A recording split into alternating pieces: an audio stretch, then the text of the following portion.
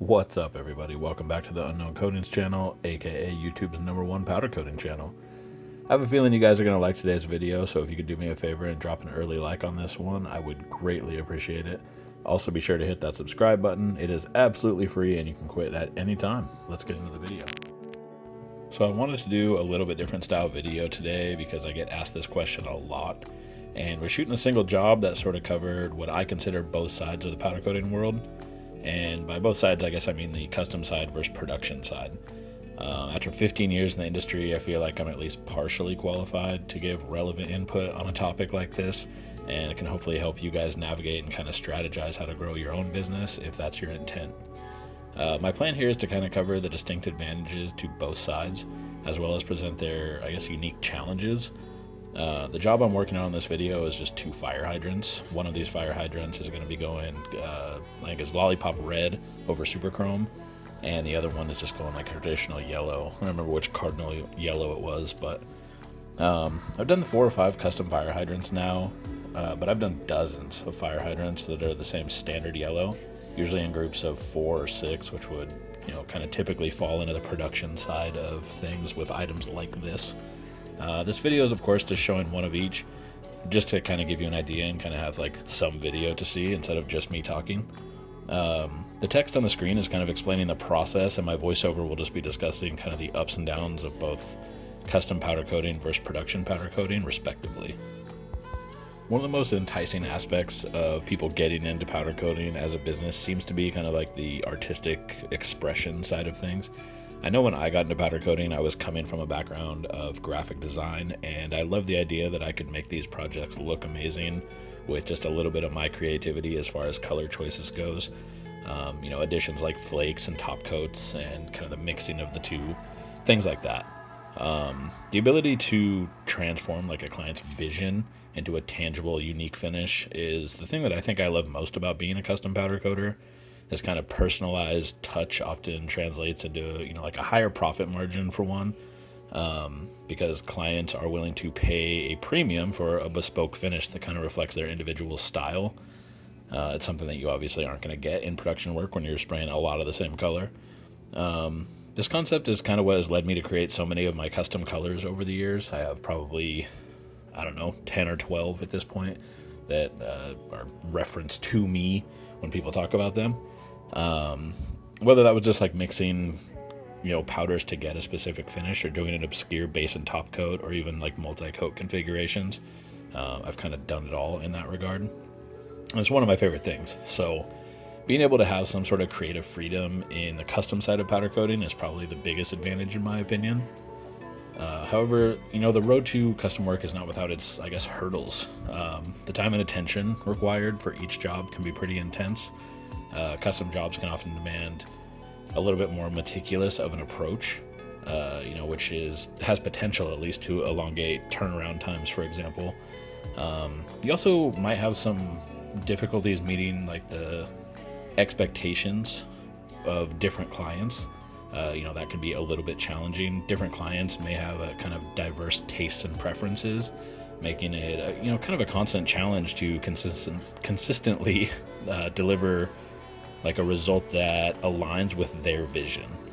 I work with a number of metal sculptors, and I can tell you that they are some of the most nitpicky bunch of people, but as an artist myself, I understand their vision is their vision, and it's my job to kind of help use my skills to create that ideal finished product for them. And as much as it sounds like I guess I'm complaining about nitpicky customers, that's not really it at all. The relationships that are forged through these custom jobs can be invaluable to growing your business. Building a relationship with clients on a personal level creates, like a sense of like loyalty, and that typically will lead to repeat business, and more importantly, like word of mouth referrals. In the production world, you're not going to get a ton of word of mouth referrals because most of those guys are competing with each other. In the custom powder coating world, it's, in the car scene, for example, somebody likes wheels, they're going to suggest, other people do their wheels, or somebody comes and said, hey, who does your wheels? They're going to be able to toss your name out there. In the beginning, I built my whole business on doing projects that other coaters in my area were scared to do, and I grew rapidly as a result. I went from doing it as a part-time thing to a full-time thing in about 6 months, I think it was. And, I ended up getting to a point where I was turning down more work than I was accepting. Another good aspect of being known for doing custom work is your opportunity to diversify your portfolio a bit, so you can showcase your work on a range of different products. That has potential to kind of set your business apart from competitors, especially if you get into kind of niche markets with things. This is also a huge deal in the world of social media, where one viral post can make a world of difference for your following and, of course, your potential customer base. Now let's shift the focus to production work. I admit I actively avoided production work at all costs for the first 13 years of my powder coating career, and only kind of recently have begun to see why it's beneficial to add to your offerings as a powder coating shop. This approach offers an entirely different set of advantages, honestly, starting with the likely promise of consistent revenue. It's not to say that you can't be financially successful with having a custom-only shop, but handling large volumes of kind of standardized projects ensures a steady flow of work for the most part, which by default should of course lead to financial stability. If you kind of know what's coming in month after month after month, you'll definitely benefit from that. The economics of scale, I guess, come into play here, allowing you to adjust your setup to specific repetitive tasks or jobs, which you can of course streamline over time. So that may mean building custom racks that are specific to your bigger, more constant jobs, or developing a hanging technique to get kind of the max number of parts in your oven per run, down to learning faster masking procedures or packaging procedures once a job is done, for example. All of those have the ability to save you time as well as money and other resources ultimately. This is emphasized drastically when you get into one specific market where you're coating only a few types of things in absolutely huge quantities every day. You can kind of scale everything you do around that. Now, the downside of production work is why I always avoided it, and that's kind of the monotony of repetitive tasks, or repetitious tasks, which can definitely impact job satisfaction for you or your employees if you had scaled up in size. And in markets where there's a lot of competition, coating kind of standardized items can also lead to a squeeze on profit margin ultimately, because it seems like customers are always going to shop for the best price and turnaround, and tend to put quality last, at least in my experience, just through bidding numerous jobs like that.